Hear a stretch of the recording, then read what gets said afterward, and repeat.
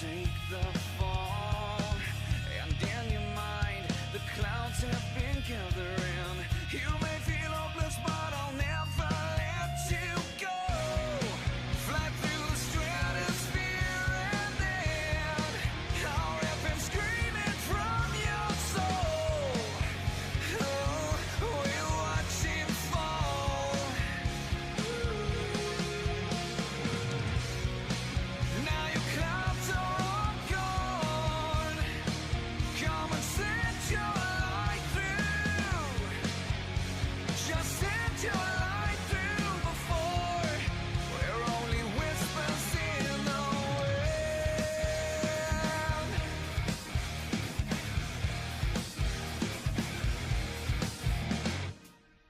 Today may be the last time I get to say your life's had meaning and you mattered most. The way you hold me like I am your everything has burned inside me, so we'll never be apart. Fly through the stratosphere and then I'll rip and scream it from your soul. Oh, we'll watch it fall. Now your clouds are all gone. Come and set your light through. Just set your light through before we're only whispers in the wind.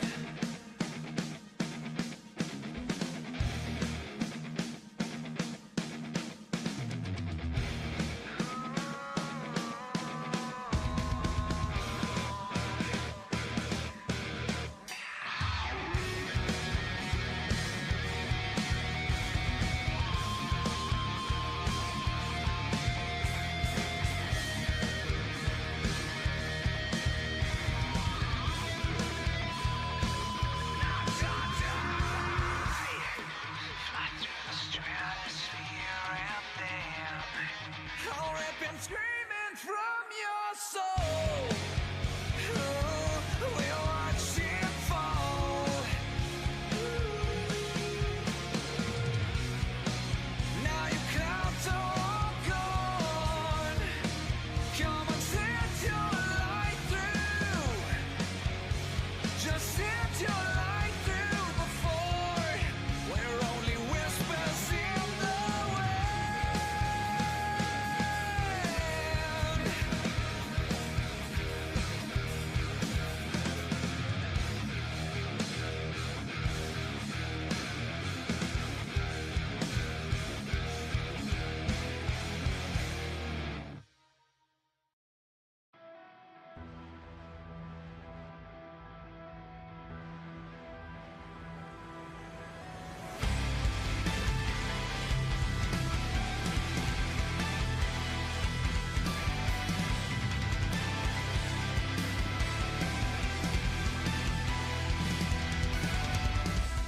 You can turn my world upside down, a rush like I've not felt before. I can trust myself. I need you to make it turn. I know.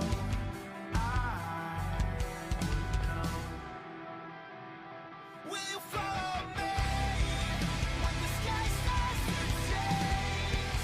Yeah, we won't be afraid. We'll never be the same again. Will you follow me? We won't leave it to chance. We can't write our romance. We'll never be the same again.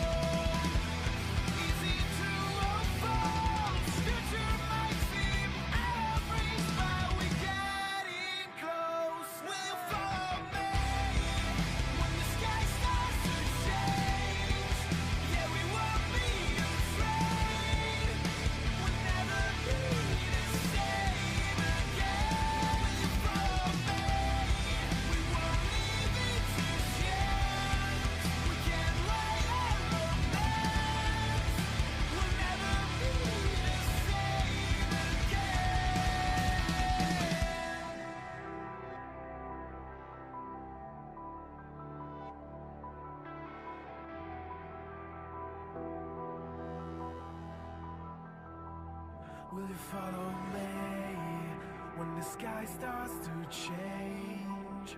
Yeah, we won't be afraid. We'll never be the same again.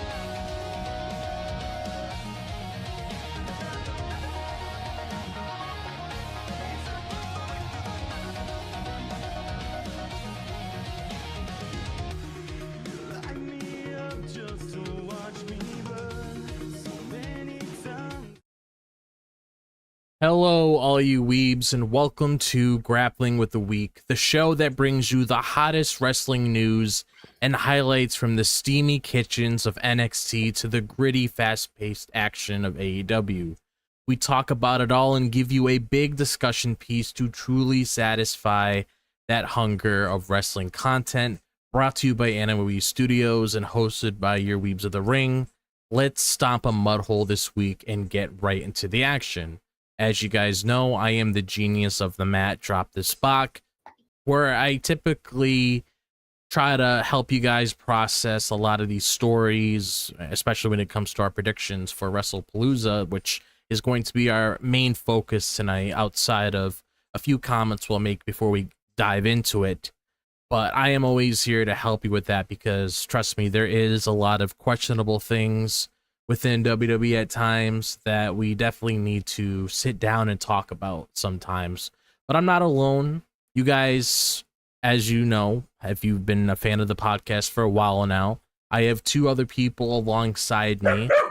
I have our world champion Whawkins here. As you guys know, he always has his belts with us whenever we're doing our coverage shows. He's going to be having his world titles when it comes to the PLEs this weekend, because that's something that he always likes showing off. He wants to show Cody and Seth Rollins, what a true champion should look like. And that's why Whawkins is here for that.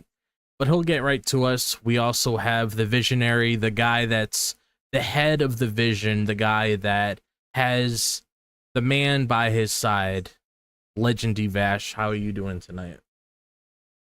It's great to be here. The legendary, the human typhoon, like I always call myself in the AniMa Studio podcast feed. Like you can always find us there when it comes to the Off the Bench and AniMa podcast. But when it comes to Weebs of Ring, I am the visionary. And now I'm going to continue starting from here on forward of Grappling with the Week, episode 29. I'm going to start off also calling myself the Latino Heat, because I'm the Latino representative out here. So I gotta call myself the Latino. Alaya, I Steel. He's always been one of my favorites. If you don't know where that's from, you are either too young or you don't know your history. It's from my boy Eddie Guerrero. And hey, Dominic, his actual son, is a two-time champ. He's the AAA world champ and he's an IC champ. But things may change very soon, depending on how things go. But it's great to be here talking about WrestlePalooza. I'm going to call it from Drew McIntyre calls it, because like CM Punk, I hate calling that name WrestlePalooza. That name is just horrendous. It just feel like I'm going to a con. Not the biggest fan of this name, honestly, Chad. I'm gonna be upfront. I don't know how my other two co-hosts feel about the name, but I feel like it's like a Lord Voldemort type of name. Like I just hate saying it. I just like, yo, PLE this weekend. So I'm excited to talk about it. We have technically two PLEs this weekend, but chat, when I give you AEW predictions, it will be mostly coming from Whawkins. So check out the short form content that will be coming out either tomorrow or by Saturday morning for the AEW prediction of what will be coming out for the 11 goddamn card match. Who knows when that show will be ending? That show will be starting, I think, at 2-3 p.m. again as well, I believe. So. Probably be ending when WrestlePalooza will be starting or still going on. Who knows? Yeah. Yeah, it's typically how it is with those shows. And, we definitely do have a packed weekend. I mean, I'll try to catch the AEW show if I can. If other things come up, obviously, I'll stick to the main thing like I typically do, but I mean, it was just a hassle as it is just to figure out this whole entire process, because we had to, get rid of Peacock because now they're transferring over, even though it was supposed to be 2026 thing. They really wanted to rush and just dive straight into it, which honestly, we might as well just talk about our Turnkbuckle Tidbits first, because there was some things on NXT that me and Vash do want to talk about. Because if it was any other episode of NXT, I would probably say, hey, it was okay, because NXT hasn't really been hitting as much, but they did have a good show. They did have a few things that are worth talking about. And typically when we do these Turnbuckle Tidbits, it's basically when we're dealing with the vast world of professional wrestling. It's basically a good way to warm up your mind, body, and soul. And you could join us as we go through any highlights from the past week, from podcast snippets. I know Whawkins mentioned before the show he has Cody stuff he's going to watch. So if you ever come around Whawkins, he might tell you about it online, or maybe there's a little short form content video you want to do for that. And also for other wrestling promotions outside of WWE. But I'm going to pass it to Vash first so he could share his thoughts in terms of what transpired on NXT. Because it was NXT Homecoming, you had a lot of nostalgia there, a couple things to really take into account when it comes to the whole history of NXT, the Black and Gold, NXT 2.0, the new era of the CW. What came out of that show that you wanted to talk about? When it comes to the nostalgia and the NXT Black and Gold, I will let you and Whawkins talk more about that if you guys have any thoughts, because I can't really chime in since I was a part of the era. I was aware about it. I just didn't really pay attention. I kind of really just focus on the main roster, chat. I'm sorry. That's how I was in my younger days. However, now that I'm a content creator when it comes to pro wrestling, I like to be more involved, see what's going on with other wrestlers and see where they come from. For example, Lyra Vaquer had a bigger pop than Rhea Ripley when it came to the NXT crowd. But people understand that Lyra is more of the reset 2.0 era of what's going on. So the pop, the hugeness is where she came from. Rhea already has been established on the main roster, so Rhea's pop was a bit smaller than NXT, but also nothing too crazy for me to be like, oh, she's a bigger star. No, it's just there's something that the fans notice, even myself noticed watching it, so that was pretty cool to see. One of the coolest things to see, it was Finn Balor coming out and with the hugest pop of the night, that I believe, and the way the crowd was going behind him as well was amazing. Like the way he, I believe I saw a tweet saying that him as a babyface would do amazing numbers and wonders for the fans, because the way he came out, he was eating up, he was smiling, he put his hand up. I felt like I was just seeing like a megastar, but sadly we don't see that on the main roster. Additionally, when it comes to what's going on with the beginning of the show, I love how Triple H and Shawn Michaels did a bit of marketing. They did a bit of a short or TikTok. They did something about the NXT DX is who's running it. You know, Shawn Michaels and one of the coaches is from DX at NXT. Shawn Michaels runs it. Triple H runs the main one of the main roster. So it's just really funny how they keep poking the bear and poking the fun. Like, hey, we used to do the crazy wild shit in the main company. Now we are the ones running it. So I love how they poke fun of it as well. Starting the show, Triple H is like, hey, you know, I started this. I gave it to you, Mal. But, you know, I kind of want to come back to it. So it's really interesting how he kind of transitioned that, like showing all the bark but no bite. But it shows the type of menacing era or the aura around him. So that was really cool to see. One thing I also wanted to highlight is the marketing of having the TNA past superstars and current superstars really tweeting about this NXT homecoming, the NXT invasion, talking about how they're feeling lackluster. The TNA roster is not feeling very welcoming, not feeling very approachable, or not feeling like, hey, it's a homecoming. Why are we not being invited? Where's the balance of this contract, or NXT X TNA, like where's that going on? It's only the NXT superstars. So it's been pretty interesting to see that type of marketing, the type of invasion. It kind of remind me of how back in the day when it came to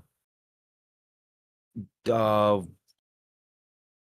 WCW, when they did their invasion for WWE a couple years after they've been retired, and the name and everything, and showing with Hulk Hogan and everyone else did their invasion for WWE back in, I believe, 2003 or 2005 was it? I believe their version of their invasion it was. So that was pretty cool to see. On the flip side, 20 years later, people could be mad like, yo, Shawn Michaels and Triple H are using their storylines because it fucking works. They just got to flip it to the current timeline, the current era, and it still works. Are you still laughing? Are you still putting clips? Are you still making memes? Are you still making edits? Then it fucking works. It's paint by the numbers, paint by the bucks, but the data, the analytics showed that we like it. So I feel like, hey, you can't go wrong with the nostalgia working on it. So talking about nostalgia, I want to pass it back to you, Drop, because you did watch this. I know you have more of a 2 cents to put on it since you actually grew up with NXT. You're watching, maybe you enjoyed more of Johnny Gargano, Campia coming out in their own music, the pop they got, the greatness that it was, versus the old the old Black and Gold and 2.0 Trick Williams and Carmelo Hayes. Also, Carmelo Hayes having an amazing promo, amazing time on NXT. I will say much better than him on down here than on SmackDown over the past couple, maybe months, maybe the past year. Some people would say. Yeah, I probably would have to agree with that, because the way that Johnny Gargano and Tommaso Ciampa were presented tonight was basically the way that they were known back then during the Black and Gold days, because they had their theme songs a lot of people loved, because you can tell that there's a different approach just given the theme songs that they came out to. And it just goes to show, and it's just a funny thing to think about, is that they have this locked and loaded in a gun where they could easily put out these theme songs at any point for their superstars, but they choose to just hide them and not do anything with it at all, because Rebel Heart, which is the name of Johnny Gargano's song, that's the song a lot of people wanted back for him. They didn't really want what they got before. Now they have it. And they also have Tommaso Ciampa's theme as well that they've been craving to see. Now they got it. So I'm really hoping moving forward, sure, they can have their DIY theme whenever they come out together, but if it's like a one-on-one thing, just let them keep what made them feel good to begin with. And that goes to Finn Balor as well when it comes to Finn Balor's OG theme song. And I still remember the days when he first came to the main roster, when he was in that tournament to go for the Universal Championship, when he had that match with Seth Rollins at SummerSlam many years ago. And he basically always came out to the crowd where he was waiting for that certain beat of the song. He lifted his hands up in the air and he was going along with the rhythm and obviously the light that comes out as well to interact with the audience. There's always a certain presence that really helps the superstar outside of like just having this generic song that you could probably, I mean, I know a lot of people theorize it. It might be a little fun theory in the community or just something for shits and giggles that people do. But some of those songs, I can't say do sound AI generated, where it kind of feels like they don't really put as much effort into it. Like they put the name in the beginning, then the beat drops and everything like that. Just keep what made things good. Because I'm still waiting for the report that we reported on a couple months ago when we did Grappling, where we talked about these theme songs being reinvented and actually supposed to like switch things around. And I'm still waiting for the Seth Rollins theme song change and the Vision theme song change too, that we also reported on as well. So it's like my prediction to follow up towards that statement is that they will do the changes in the start of the new year in January or during this new season, because you know how they see this as a new season airing. There's about a transition in October to November, October to December, and then transition to the new year. This sometimes considered a new season is why they did this with ESPN, Peacock, and everything. So I feel like the music might change by this season that's approaching or the start of the new year approaching for the Royal Rumble. That's my either guess, or that if we are approaching, because the report may have happened, but we also need to remember that there is a deadline of the contract still. Like, hey, we know contract's going to be ending in November. They probably wasn't aware of when it would end, but they probably heard that, hey, the things will be changing. So I'm hoping the report that we spoke about still come to fruition. It just is a matter of time. Yeah, that's true. I'm just hoping possibly when we get close to that season premiere or whatever the case may be, hopefully things start kicking into motion, especially with them being a part of ESPN now. You would expect there to be a lot of changes considering how they loaded up this PLE. But outside of that, though, you know, you got a lot of people returning, a lot of people making face when it comes to Bobby Roode in the back. You had a little thing with Joe Hendry, and then you also had the girls that ran NXT. They also came when it came to Lyra Valkyria, where she was a substitute because it was originally supposed to be Tiffany Stratton. Yeah. But I guess the way things are worded is that Tiffany has a concussion because of that moonsault that she did on Friday when she like bumped Jade, her head. So that's why Lyra had to replace her. And then you had her with Rhea and Stephanie Vaquer as well against Fatal Influence, which was a good match. They were able to show off what they can do and everything like that. So it just shows that they know who their stars are that they push. They know how to really make things feel nostalgic, really make things hit home. And I'm really hoping moving forward, just based off of the reactions that they got, they could reshape Finn. They could properly put him where he needs to be, because I do agree with what we talked about before about him striving in this current landscape as a babyface. It definitely would work, especially if he were to be the one to take that IC title from Dom. I mean, you're seeing the people's reactions, you're seeing the reception. A normal thing to do is when you're looking at the reception that you're getting, you start feeding into that. And you start doing what people love, and then you start getting where you need to be. So I would probably like study and analyze this, because there's a lot of things that they could pull out of this that they could definitely put for the main product. And then of course you got the big thing that's set for next week, which is Obafemi versus Trick Williams. It's going to be title for title. And I don't really think there's going to be a title change there, because like Vash alluded to, you have an invasion going on, which honestly, it's blending reality as well with the TV product, because there's a lot of people out there that do say TNA hasn't been treated fairly when it comes to this deal. You can look at it from a story perspective, and you could also look at it from a realistic point of view. So by them doing that, I can easily see that being the catalyst when it comes to the main event of that show, because obviously this is probably going to be the main event, where you're going to obviously have both of the guys go all out with one another, but it's more than likely going to end with that invasion angle, because I kind of see it pointless to have a title change when Oba has a match at Ricky Saints at No Mercy. So I don't really see how that makes all the sense to just, do all those shenanigans there. But you're obviously going to build into that invasion. You're going to have it happen at that main event, and it's just going to be like a big clusterfuck, and it's going to capitalize on like, okay, what can we do with this moving forward? My comment about that is two things. One, out of this week, we heard about Stephanie Vaquer, and her match was amazing. The two devil kiss was amazing from Rhea. Just showing, just both of them having fun was purely amazing to see. Two, involving Stephanie Vaquer, is that we heard, I saw my timeline that they were going to change her music in the main roster, but she fought for that, and she spoke back to Shawn Michaels like, hey, can you see if you could do something? He said, like, he said, hold my beer, I got you.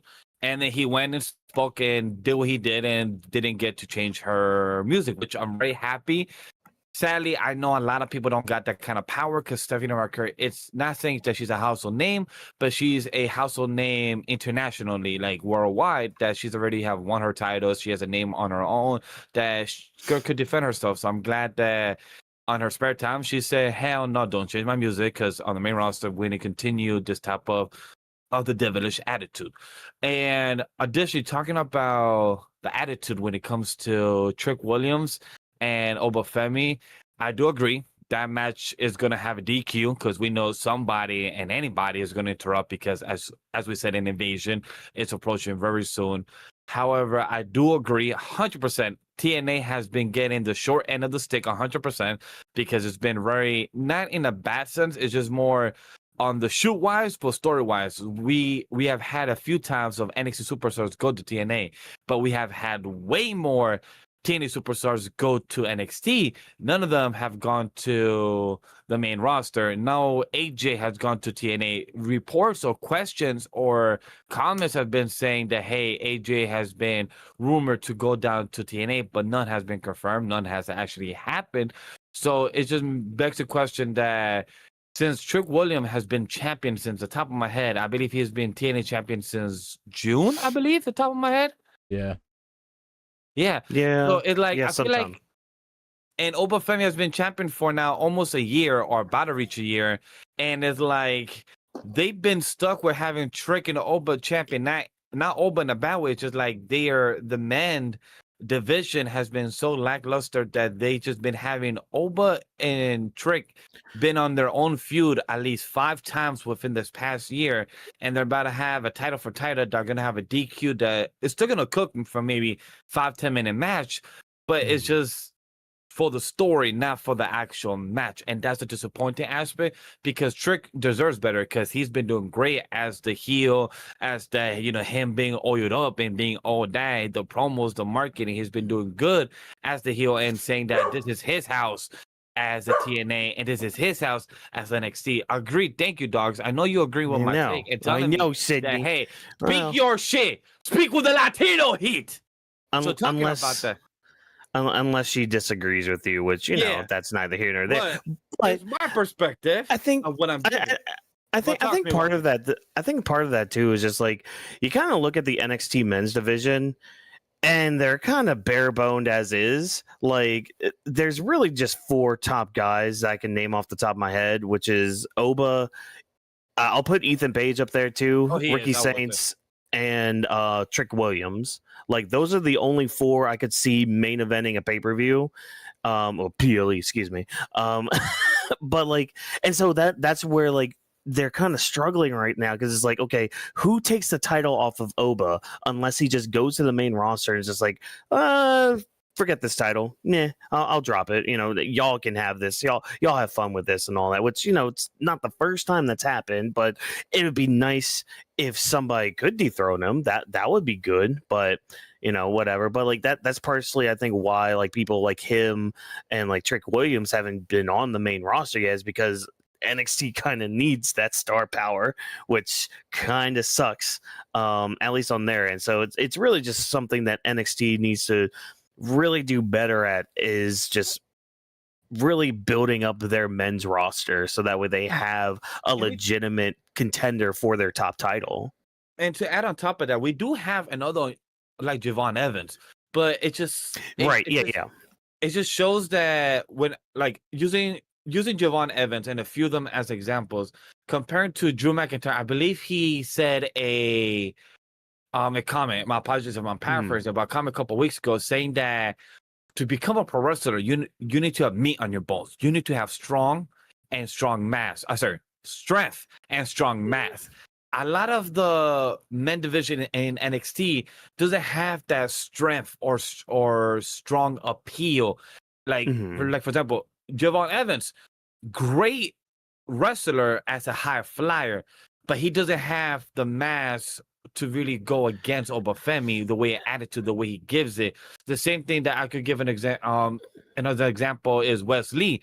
Wes Lee, I love him as an NXT superstar. They try to put him as a heel. They try to put him back in the trios, but then it didn't work out, and then turn him as a heel. And then from last time I recall, I don't see him much on the roster over the past couple of weeks or past couple of months. So I don't know if he's hurt or if I missed that. I top of my head, Nick, please correct me if I'm wrong. But it's just that Wesley, I feel like, was a great contender of being a good men division opponent or main eventer. But I feel like the way he tried to do that over the past couple of months early this year, it just fell flat. Maybe it didn't work out well. I mean, I see where Drew's coming from with that. I kind of lean more towards the side, and this actually comes to my own, I guess, little thing with it, where this was Cody on his podcast. What do you want to talk about? It was the episode where he was talking with Nikki Bella.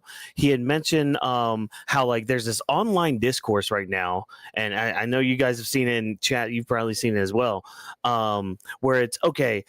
Moves, like it's all about the moves, it's all about the wrestling, it's all about the action, or no, it's all about the story, all about the entertainment, all about that it factor and all that. And like there needs to be like that good middle ground to really truly make a good product. And you kind of look at that in the terms of like the actual superstar. So like, you know, you had mentioned Javon Evans. I mean, yeah, he may not have the strength, but that kid can fly. He's going to like make so many clips that get trending, like it will be on the trending tab for a hot minute, and so like there's just that little factor. And plus, like, it was him, I think, that got the little nudge from Sami Zayn this past week on NXT Homecoming. And I mean, Sami Zayn's already a beloved character in the WWE sphere, and to have like some sort of like rub from him and to kind of like have that like cosign, I guess, from Sami Zayn can help somebody like Javon Evans when he moves up and all that.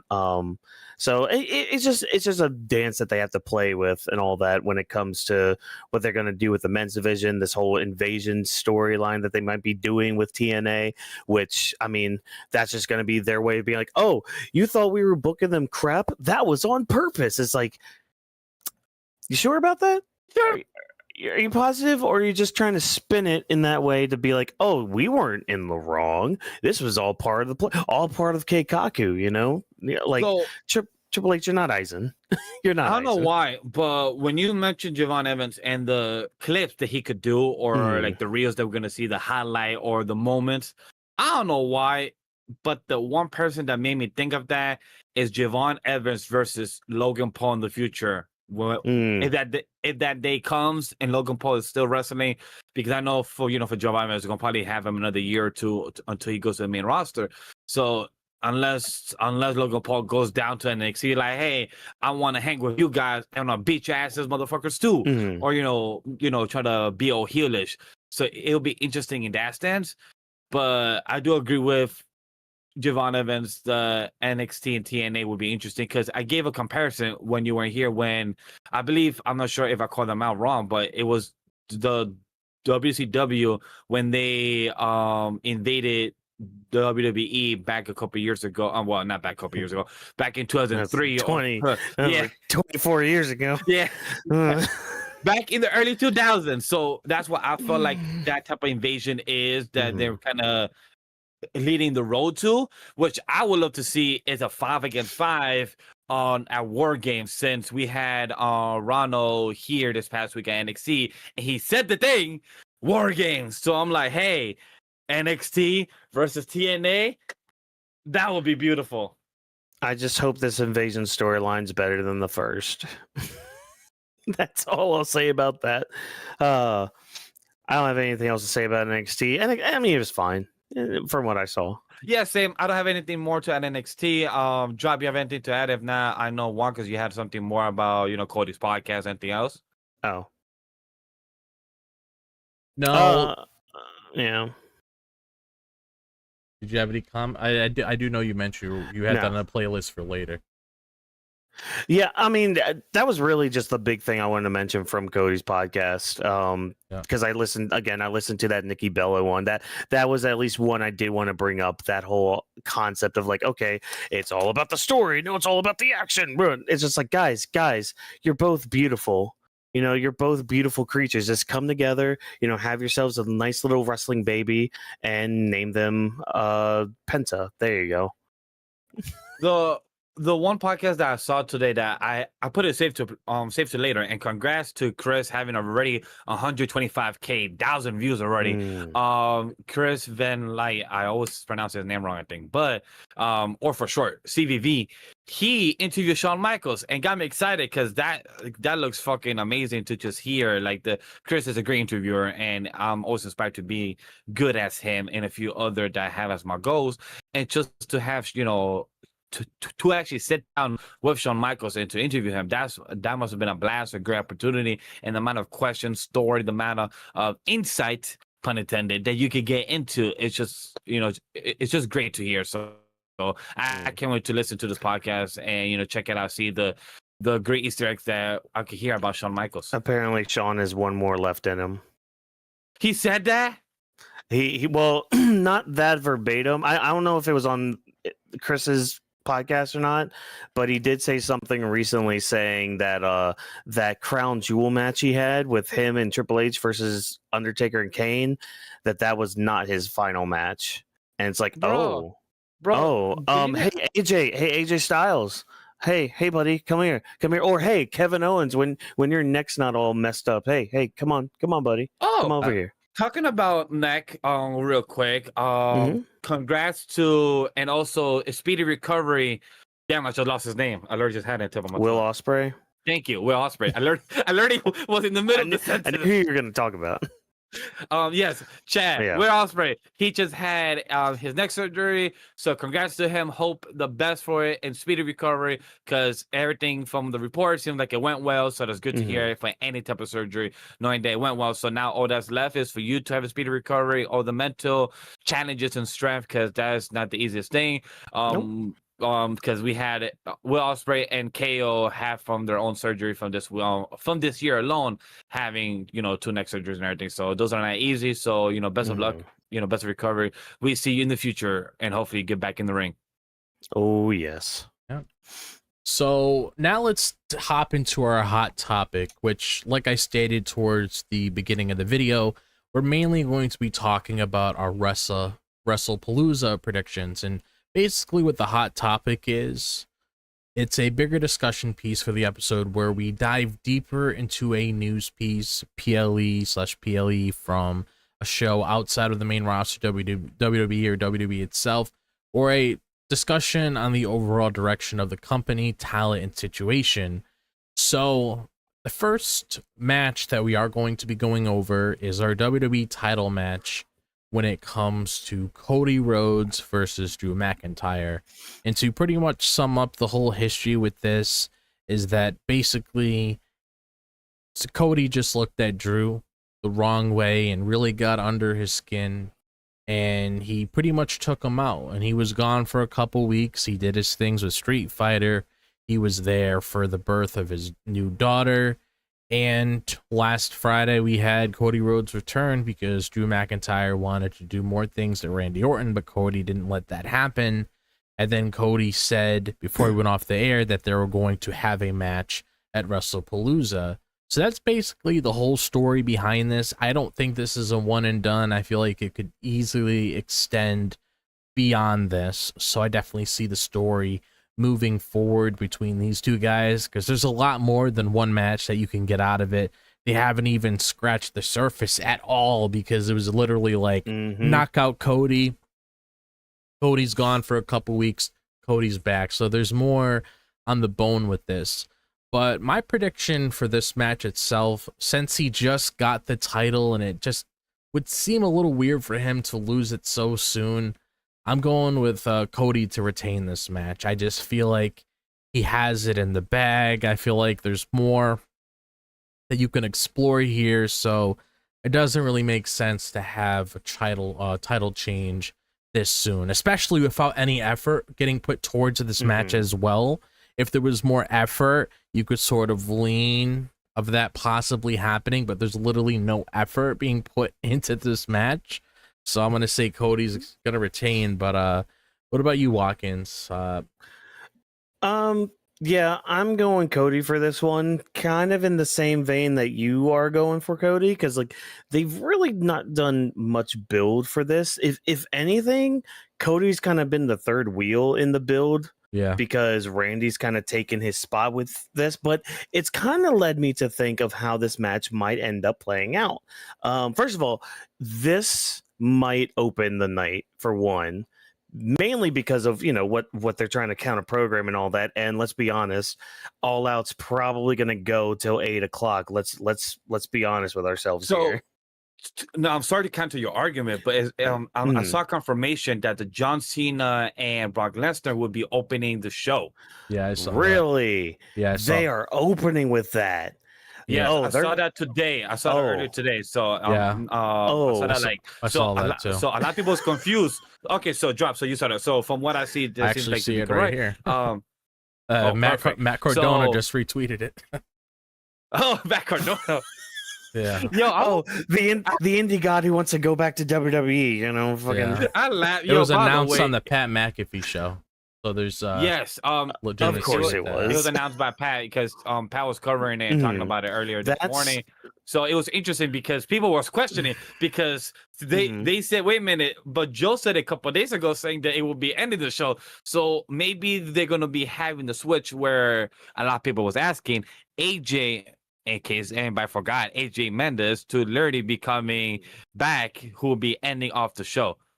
Yeah, I mean that was my preference to begin with, so I'm completely okay with that. Yeah, I'm fine with that if that's the main event. But man, talk about like coming out with your pecker out, like god dang, man.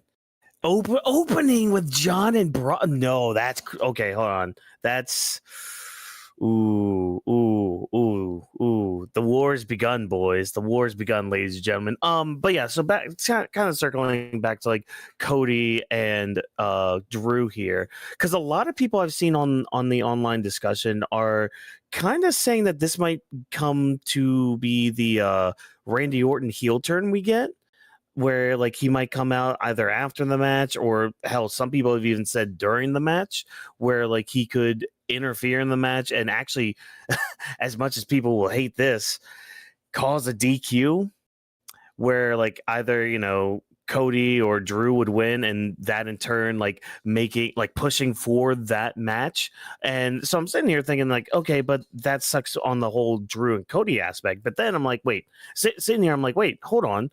They could always just do a triple threat at the next event. because why not? Because they'll do anything to, keep trying to push a bigger product and all that. But that would also be hot-shotting Randy and Cody as well. So I don't know what they're going to do.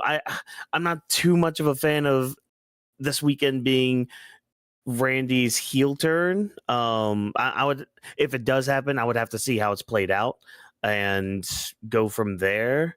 But yeah, I'm sticking with Cody on this one again. Like, as much as I would love Drew, because I want Drew to win. I want Drew to have another top title for a bit. I want him to have that world title or that WWE title once again, to just have it in front of people for longer than 5 minutes. So And 35 seconds.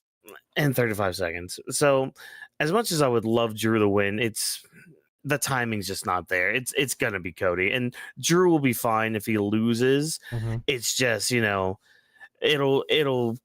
after this, it'll come to a time where it's like, okay, he's gonna have to win the big one, or the stock might go down just a little bit. So that's my prediction. That's my little spiel on Cody versus Drew McIntyre. What about you, Vash? Oh, me. Hey guys. So I love my Cody. Cody Rhodes all the way. American Nightmare, big tattoo in the head and everything. But however, Drew McIntyre is my choice for this match because, hey, if people like to complain that, hey, Roman Reigns is champion for 1,000+ days, but he could take a break, but then people are throwing a whole tantrum. But Cody's our champion. He's not in the past 3-week show. Like, yo, we didn't have Roman for maybe 4 months at times, and it happens. Yeah. Oh, trust me, people complained about that too. Yeah. I mean, So like, look, only if let you it. guys want. Go ahead. No, I was gonna say I only let it pass because he had a kid, and I can't be a dick about that. So True, a kid, but also me, who works in the industry of filming or everything. He's also making a movie. Not sure how many scenes, how many sets, type of days he has in, how many scheduling he has already set up or upon in the next coming weeks. Yeah. But like, hey, if he's that busy, if he's a big cast member, if he's on the call sheet, if he's a staff on the call sheet, if he's a talent member of numbers 1 through 10, means that you're a key figure of the movie, then hey, he might be busy. Then the perfect way is to have Drew McIntyre win.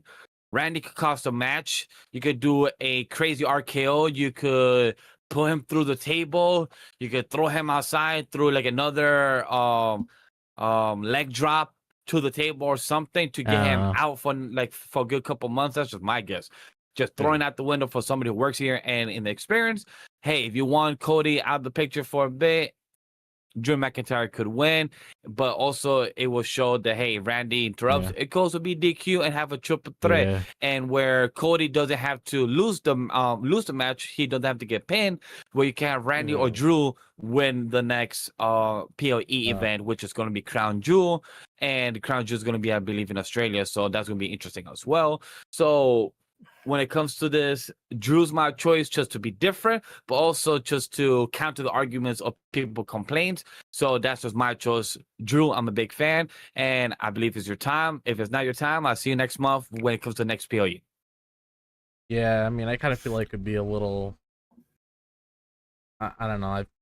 It just, they haven't put much effort towards the match. That's why if they put more effort, I wouldn't mind Drew winning. Drew, realistically, looking at this, should win if they put more effort towards it, but that's what's putting me off, because if they knock Cody out when he just came back, that's just kind of lackluster character writing. Plus, it's also on ESPN, so if you want to make something cool, if you want to make something magical, you gotta change it up. So ESPN probably wants to put a new champion, even though I believe Cody or Seth was on ESPN this past couple of days ago doing the Well, that would probably be why they would keep it on Cody then. That too. Cody, because Cody's kind of the bigger name than Drew. If we're being honest, like, which, I mean, Drew can always do those media rounds. Like, it's not like he's an unprofessional, POS that can't do a media round with anything. He just unfortunately couldn't at the time because COVID. Yeah. Yeah. So. So now we're going to move on to our women's world title scene, where we have the women's world title vacant here, and it's going to be Io Sky versus Stephanie Vaquer. And I mentioned before, when it came to the coverage of our shows, that this could go either way, so I personally wouldn't be upset with whoever won this match, but I can see the bigger picture here, and it kind of makes sense for them to head down this direction because there's more meat on the bone with this feud that we're diving into, rather than just having it on a certain someone. As much as I would like to see it, I can't really think where they would really go with her, because they typically tease things before they build to them. No tease really there, but I'm gonna say that Io wins this match.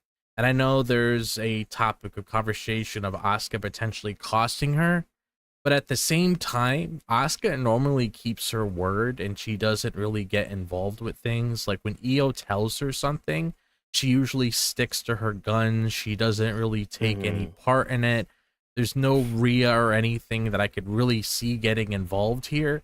And I know me and you are on the same page when it comes to this, Whawkins, in terms of, like, if a title's vacant, let the match go. Don't have any people jumping in and trying to break it apart, because I know me and you get frustrated at times, Vash as well, when it comes to that kind of shit. Like, if it was a regular match where one person was champion and the other person was fighting for it and shenanigans happened, that's a different story, I guess, even though I'm not the biggest fan of that. But the fact that it's vacant, let them fight for a vacant title and prove why they need it. And I could see Io winning it here, as I stated, and this could be the building grounds for her and Asuka at a later date. Yeah. This one was kind of a toss-up for me. In fact, it was so much of a toss-up, I actually flipped a coin before making my pick, because I'm just because I'm in the same boat as you. It's just like, it could go either way. And I think my only fear with, if Io does win, which you know, my coin flip again said Io and all that, but my only fear with Io winning is, where does Stephanie Vaquer go from here? Like, because the IC title picture is kind of having its moment right now with Becky and AJ, and it's like, she can't really go to SmackDown right now and go for the US title, or even that women's title, because, well, she really should go for that US title, because that title needs something other than Kiana James circling around Julia trying to okay. Little tangent here. So I was hanging out with some friends on a call the other day, and we found it, because you know how the term aura farming is a thing. So the opposite of that, when you just kind of mix the two words around. So if somebody's trying to aura farm but it's not really working, they're not aura farming, they're just farming aura.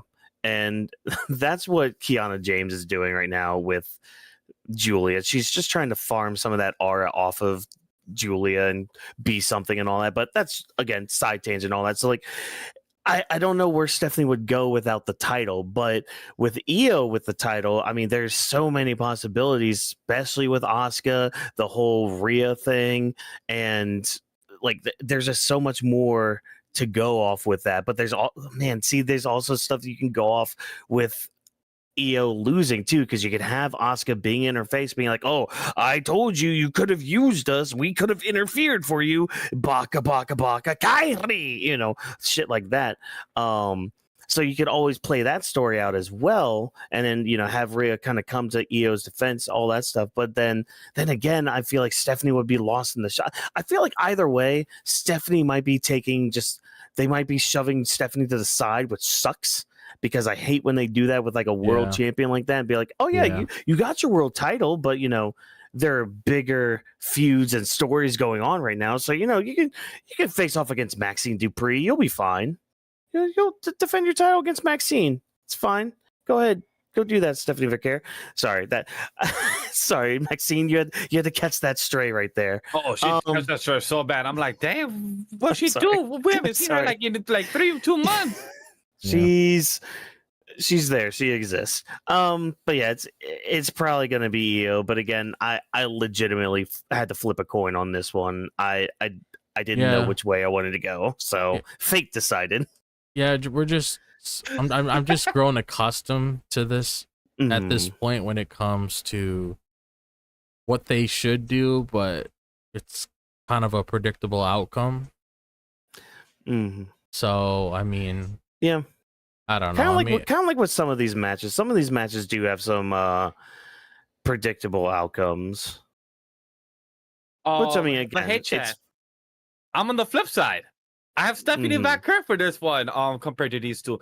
And not saying that either was wrong, but I get where they're coming from. I just want Stephanie Vaquer to get W. I feel like when it comes to Io Sky, I feel like they can also continue telling a story that if she loses, and it will prove Asuka right. That she said that you couldn't do it alone without me. So if Stephanie Vaquer wins, we just have to also continue something with Rhea, because Rhea is the one that said, hey, if you do win this, I will come after this title for you. So just saying that she's next in line. So that's something that we at least have in front. And and that's why I like Stephanie Vaquer. And also, like I said in the beginning of the show, Latino Heat. Mhm. She is La Primera. I gotta represent. I gotta choose my Latinas. So, she said that she La Primera, she's gonna become the first one, and I believe it. I'm gonna continue the whole day of Saturday believing that Stephanie Vaquer will be winning this gold. Will she be actually walking out with gold? It Yeah. depends on what Triple H really plans long term, since he likes long term booking, long term just- storytelling. And right now, Oscar and Kyrie thing is right now in the back burner of Yeah. the backstages of what's going on, and the story implementing like, hey, you cannot do it without me. You can have no more friends. So they could tell the story with Io winning the title, but then have Asuka be involving Kyrie. They could have their own match in the future within the next 6 months to lead to WrestleMania. Who knows? Or Stephanie Vaquer could have Rhea Ripley and other few contenders down the road, depending on how they want to book it after this Yeah, WrestlePizza. So, if it really depends. Yeah, I sort of answered my own question earlier. Like, I did state that Stephanie, I don't know, would have any direction, but going off of the topic of conversation, what could happen? Because I kind of feel like you can't really do Io and Rhea. I'm not switching up my answer. I'm still gonna keep it, but right. I don't know if you could really want to do Io and Rhea again so soon. But Yeah, look at where Crown Jewel is this year for Stephanie Vaquer's challenger. It's in Australia, so it kind of writes itself. You could have Stephanie and her there. Obviously, Rhea's not going over. Obviously, Rhea's not going over, but I guess it would help Stephanie get some 2 reps there. It all depends, really. I mean, I personally don't even care who wins this match because it's a good outcome either way. To be honest, same. Agree. Like, if I have to choose, I didn't do the flip toss. I just went straight to my Latina Heat, Stephanie Vaquer, and I went and chose. I'm gonna just use that from now on. Yeah, Latina Heat. Oh my gosh, Vash, be careful. I am now caught up on Kagurabachi, so I've learned some new sword techniques. So be careful what you say. I got the machete. I'm gonna go for Latino. Let's go. Okay, yeah. I've learned the sword style. You're gonna get your goldfish Epic out too. Damn right, I'm gonna get my goldfish out. I'm gonna get both of them out, and I'm gonna learn all the techniques. Yeah. All of them. So our next prediction that we're gonna tackle, and I'm probably not gonna spend as much time on this one because I honestly feel like out of a lot of these matches in here, this is probably the one I don't care about as much. But we have a match between the Usos versus the Brons, and judging on how things were with Jey Uso as of recent, knowing his new attitude, knowing how he's really starting to take what Roman said to heart, and he's just being very serious about a lot of things I feel like that's going to come into the picture, and that's also probably going to give us the result of this match, where he's going to be too full of himself. He's going to tell Jimmy to do this and that, and Jimmy already warned him that he didn't want to walk down that tunnel.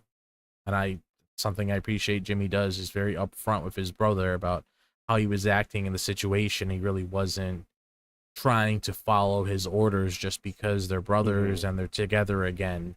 But I feel like the Brons are probably going to take advantage of that opening, and they're probably going to win this match. They should win this match because they shouldn't be losing, especially with the momentum that the group has gained since Becky Lynch joined the division. So I would want these guys to win it. They can use this momentum, go after the tag titles, take it off of them, and just do something different. Hopefully we can move on from the same players with the Brons, like after WrestlePalooza, like hopefully on a Monday Night Raw, they give us a new direction that they want to go down, and then Jimmy and Jay could sort their issues out, which could make their dynamic compelling moving forward and whatever goes on at LA Knight. But I'm choosing the Brons here. Yeah, it's kind of gotta be the Brons because, I mean, it's just like kind of what I said with SummerSlam. They kind of need the win, especially the big win. And I mean, even with the Usos, just now reuniting, but there's that friction in there still. Like you said, they could take advantage of it easily and hopefully move on to different opponents, maybe a different mindset going into everything. I mean, I'm glad you mentioned something about the tag titles because those things have only been defended once since June. Yeah, which is crazy to think about.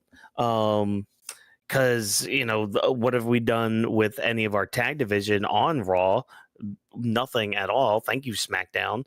The Wrecking Raiders are just in the background too, just doing backstage stuff. Weapon to them and their run.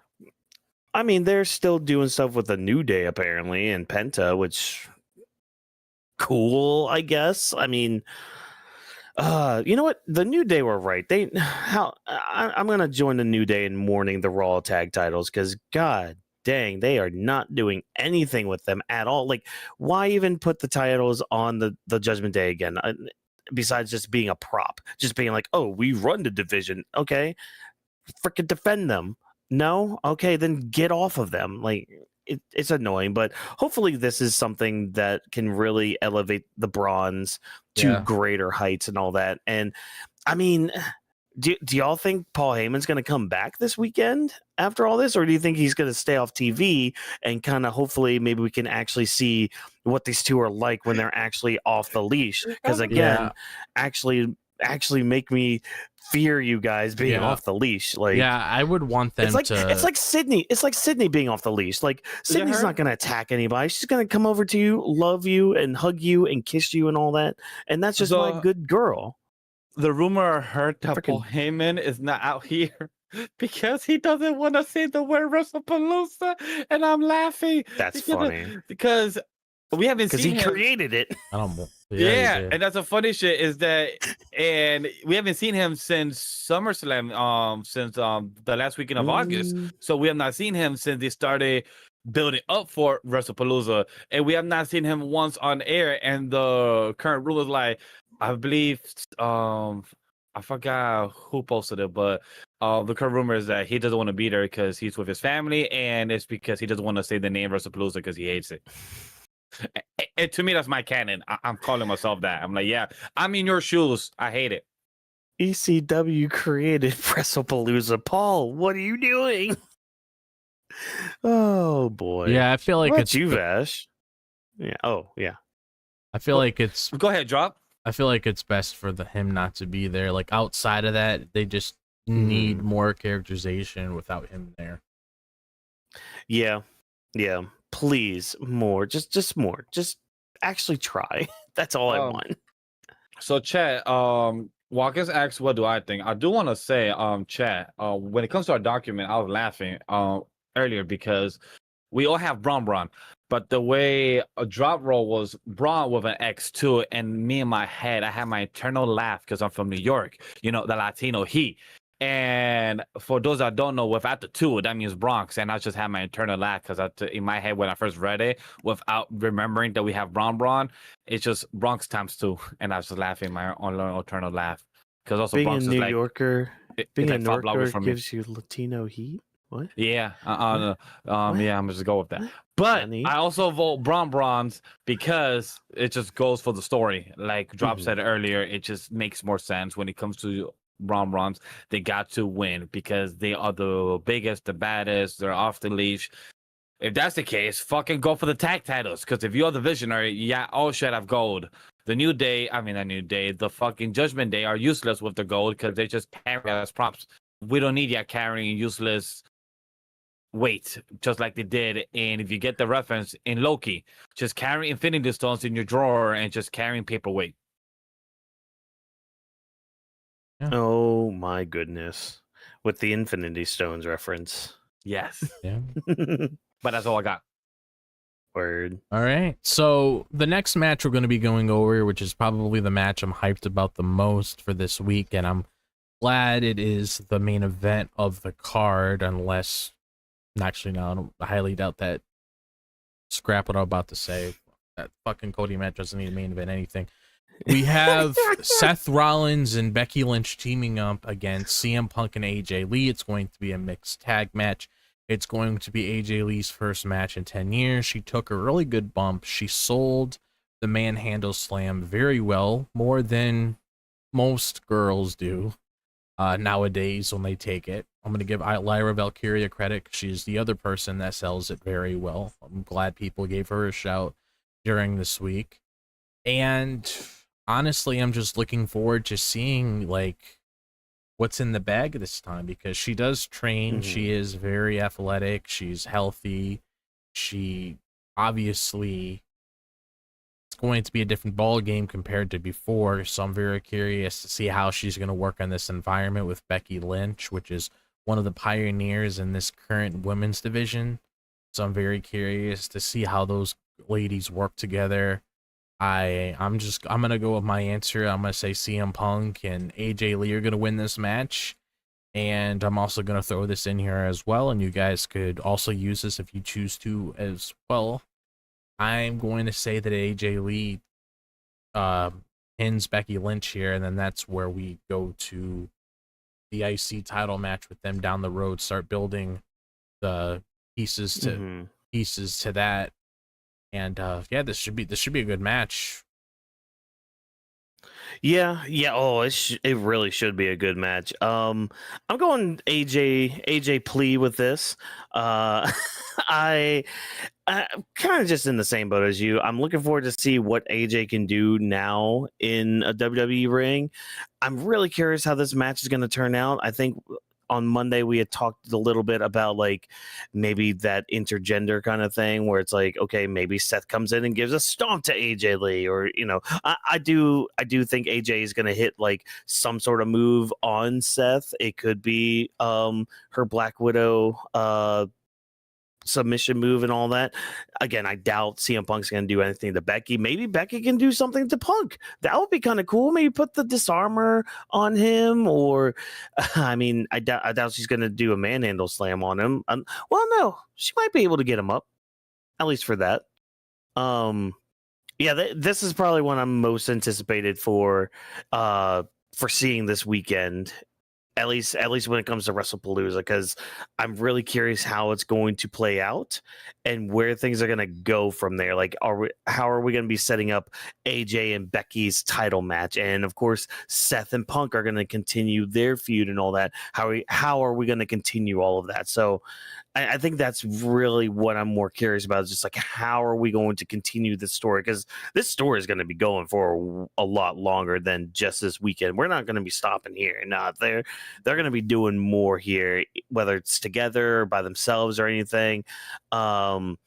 If there were any reason that Seth and Becky win, it would be because of interference. But again, I would rather not have interference here. Again, there are a couple of matches we had talked about where interference would be fine, but this one I would rather it not be happening. But we'll have to wait and see with it. So yeah, I'm just looking forward to seeing AJ Lee again in the ring. Like you said, I mean, she took that manhandle slam like a champ and sold it a lot better than most women do.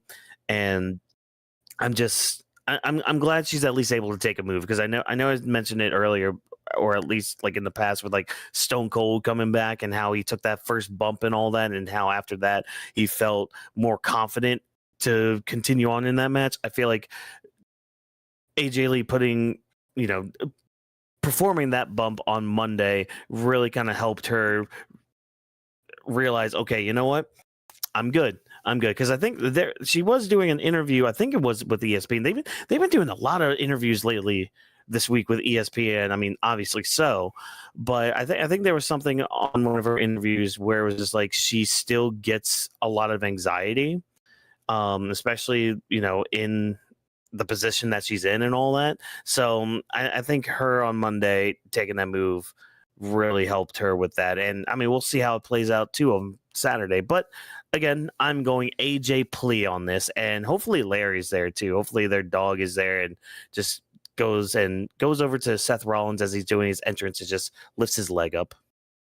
That's all. I am the same. My comment is light it up. That's who I think will win, and that's who I think will take the pin. To give the pin to Becky herself, and I think if any of y'all did not hear the press coverage, the media junket, please go and watch, because I love how CM Punk, great husband, just listening and supporting his wife. And, overhearing what she's saying, be like, yes. But then she says, the craziest shit. She's like, hey, I might slap Seth. We may have a 4-way kiss. Who knows? Anything can happen. I'm crazy, Things could just escalate. I just love how CM Punk went to IG real quick, said, hey, guys, I just want to correct what my wife said on ESPN. I just want to stay. I can tell you right now, me and Seth, we're not gonna have a 4-way kiss. I love he just had to go online and said it and just end the IG story and just gone. It was some more hilarious shit. And then I love how the people on the timeline, do these edits so quick. Thank you for doing the mashup. It was beautiful because they just match it up. Once you said it, they transition into him saying it, and you could tell it was wholesome, and you could tell they must have been laughing after they just did those videos, the content, and just probably text a group chat with Seth and they're like, yo, that shit was funny. And probably Seth was like, we're not having a 4-way kiss. Just the comedy, the love, the fun. These 4 people on the side, outside, are probably having the most fun during this. And for her to have anxiety and all those things is normal, because you're getting back in the ring for 10 years. Yes, she has helped train CM Punk to get back in the ring in WWE or AEW and all these things, but this is her first time actually in a live audience, so it's going to be a different feeling, the sensation, like the final boss has always done, the goosebumps. All those things is going to be attacking her all at once. She did her first promo. She's been taking her first bump now. Now is the first match, taking the first, second, third, fourth, fifth bump, and also just feeling the hype. Also, if you're gonna actually main event the show, close out the show, that's also an extra layer of anxiety and pressure just to be successful. But you're with your husband, you're gonna be good. You're with Seth and Becky, that's gonna cover you and got you along the way. So I'm just gonna be excited. I'm gonna be seated and I'm gonna be here for it. So overall, light it up. If you know what it is, pull one out for yourself. That's what I'm saying. Word. So our last prediction for WrestlePalooza, and I can't wait till we do our coverage for this so we can pronounce proper wrestling PLE names. We have John Cena going up against Brock Lesnar one last time, which I'm surprised they didn't advertise it like that, because every John Cena match they have done when it comes to his big rival has always been a one last time thing. But we have John Cena versus Brock Lesnar here. I'm going to give my prediction straight off the bat. I'm thinking we're going to be getting a Super Cena here. We're going to have him going up against Brock Lesnar. He's going to be able to go up against the tough things that Brock's throwing at him, but I'm gonna say he's gonna win this match. It's my quick prediction here for this. So because Super Cena's back. Like, let's be honest, SummerSlam was the return of Super Cena. Thank God, because now we're done with that bad heel run of yours. But hey, it was all part of the plan, everybody. All part of Keikaku and all that. It wasn't. Really, with this match, I can see it, and I can't remember if I mentioned this before, but whatever. That's besides the point. I could see this match playing out almost verbatim how SummerSlam 2014 started out with the birth of Suplex City. I could really see it where it's like Lesnar's just battering John this whole time, does like almost identical to that match. Minus the one kid that you can hear in the crowd being, "Let's go Cena," which if you go back to that match and listen to it, you just hear like this wave of crowd just like happy that Brock's doing this. But there's this one kid that just always cuts through where he's just like, "Let's go Cena," like throughout the whole match. And I feel so bad for that kid because John's just getting absolutely destroyed out there. But yeah, I could see this match happening kind of like that, but with Cena winning this time, because I think with John winning here, like, to me, it doesn't make sense for him to lose here because Brock's going to still be around after this match for the next few years. I mean, he's going to be around for a limited time, but he's still going to be kind of like that final boss character or I guess now will be that secret boss character where it's just like, oh man, I just beat this RPG, and then you find out, oh wait, if you go down this section here before you get to the final boss, you'll beat the secret boss and all that. That's gonna be Brock now. He's gonna be the very hard uber boss in the RPG that is WWE. So him losing to Cena, I think, is fine because he's still gonna have his presence. He's still gonna have that aura about him and all that, and he's not gonna lose much stock from it because again, it's Super Cena that's back. It's Super Cena that's here. It's Super Cena that's going to take out Brock and continue on his path towards this glory that he has, that is his final dates, which I think after this, it's 4 or 5 dates he has, I think. Yeah. So really, there's not much time left for John. So yeah, I believe they posted a picture online that right now is with WrestlePalooza is 6-1. After that's his 5 more because is the Netflix one on Raw right here in Manhattan at the Madison Square Garden. So I will try my best to be there. Also the tickets came out, for those that don't know, the tickets came out for the last showing in December. So go buy your tickets if you haven't yet. Why didn't you tell me? Son of a biznacho. Yeah, John, I'm gonna check how much these tickets are. So why you check? Because I haven't checked. Because even though I got paid and got my taxes, it don't mean I'm gonna just go bling bling bling. I'm not gonna go do that right now. But if Walker tells me like, hey, there's a front row says 200, I'm like, buy that right now. I will send it. I will save First the money. Of all, front row 200, bruh. Come on now. Hey man, he got a dream. Hey, like they say, family friendly show, right? Tony Khan, AEW is a family friendly show. That's why they keep cheap tickets, right? But for my vote, is like I said, John Cena is Super Cena. His last they don't have the tickets out yet. Oh, it's not on Ticketmaster. It's at least not on Ticketmaster. But sorry, yeah. Keep going. Last time I remember was September 10th. But hey, maybe might be wrong, or maybe early screening or early tickets release. But anyways, but last 6 shows, we have John Cena, like Whawkins said, Brock Lesnar is going to be ending his next couple of years as a limited time. We have John Cena 5 left, so he has to win, and depending who's the last opponent, we will, speculate, maybe have a YouTube video when it comes out in November. Who knows? Or some type of prediction during Grappling during that time of when it would be. So it will be interesting to know who's the last opponent will be. But for John Cena himself, for this one, for WrestlePalooza, it would definitely be John Cena versus Brock Lesnar, and John Cena will go over. And my guess, it'll be like a 10-minute match. Maybe 15-minute at most. It better be a 10-minute match. That's all I'm gonna say. with those two involved, like again, nothing fully against John, but I mean, especially with Brock, I mean, he doesn't really do too well with longer matches. No, definitely not. Yeah, I don't remember the match he had with not John Cena. The match he had with Cody Rhodes. I'm gonna quickly look up how long that was. With Cody? Yeah. I don't think it was too terribly long. But I don't think it was too terribly long. Yeah, no, they don't have tickets out yet for that last John Cena match. Yeah, I was trying to quickly find he had Brock Lesnar's. Oh yeah, it said 17 minutes and 35 seconds. Oh, with Cody. No. That- Oh, Cody? Yep. Okay. And then that was actually a good one because that was 2023 Yep. SummerSlam, right? Yeah, that's when we were Yeah. trapped in that little vortex of Cody and Brock. Yeah, for a good month and a half or two. So yeah, I will see another 10 to 15-minute match with John. That would be good because we will have the Beast Incarnate versus the Super Cena. Yeah, but I kind of hope it goes down the route I'm thinking, because that would I feel like that would really, because that's the thing with John's, especially since he's kind of turned Super Cena now.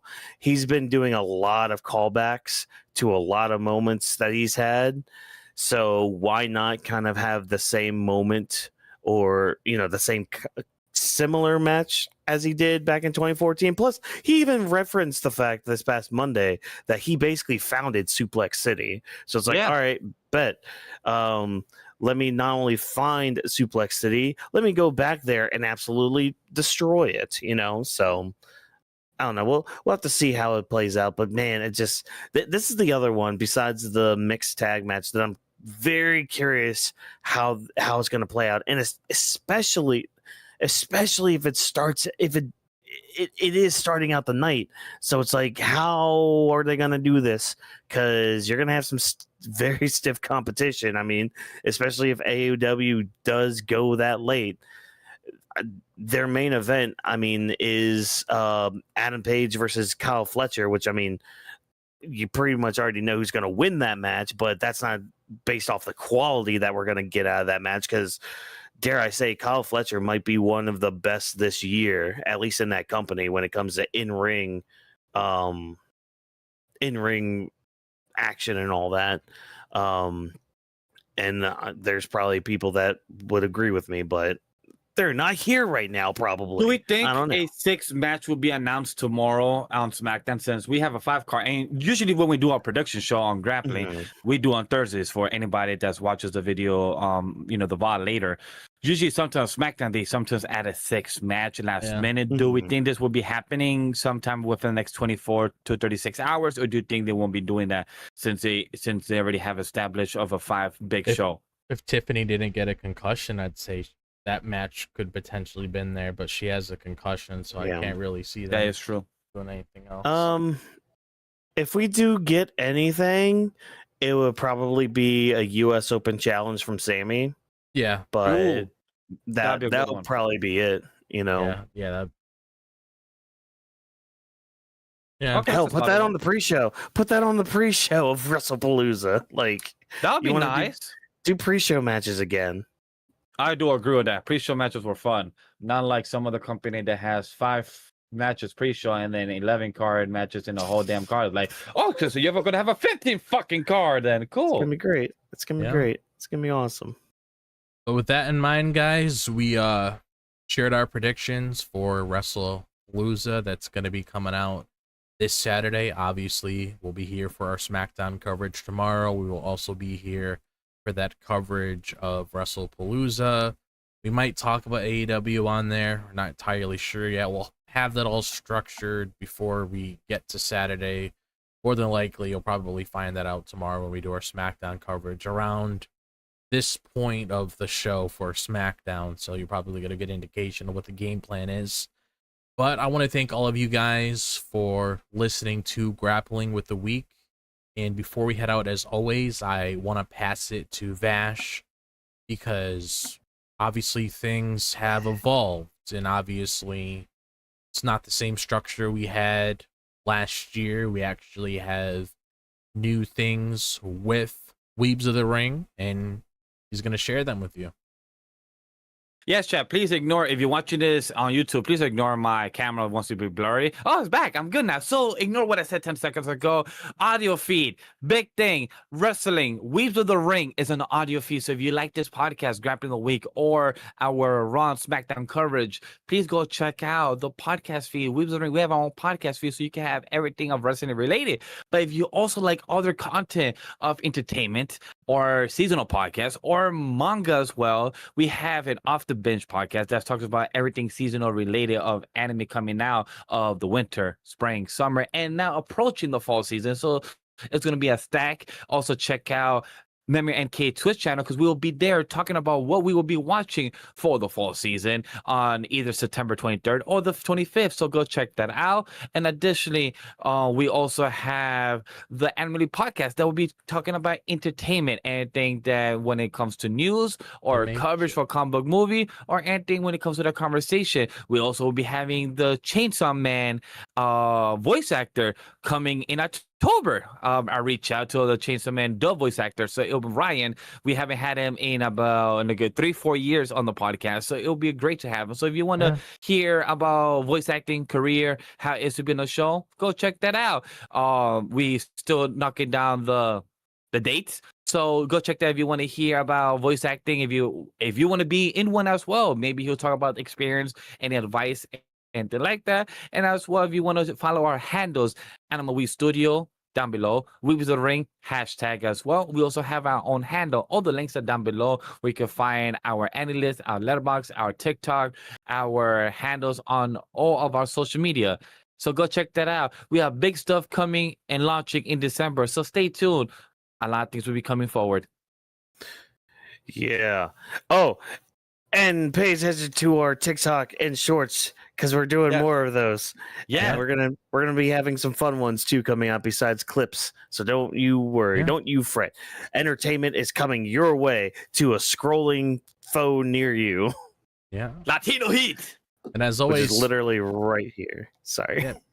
Like Vash said, make sure to follow up with all of that so you guys are up to date with everything that he said, as well as our other social media platforms that you could see on our little layout here. AniMa W3 Studio, the parent company, Legendary Vash, his personal account, Drop This Box, Whawkins NW, the Weebs of the Ring account, as well as the hashtag Weebs of the Ring to interact with us before, during, or after our shows. Feedback is always appreciated, as we are nothing without you guys tuning in.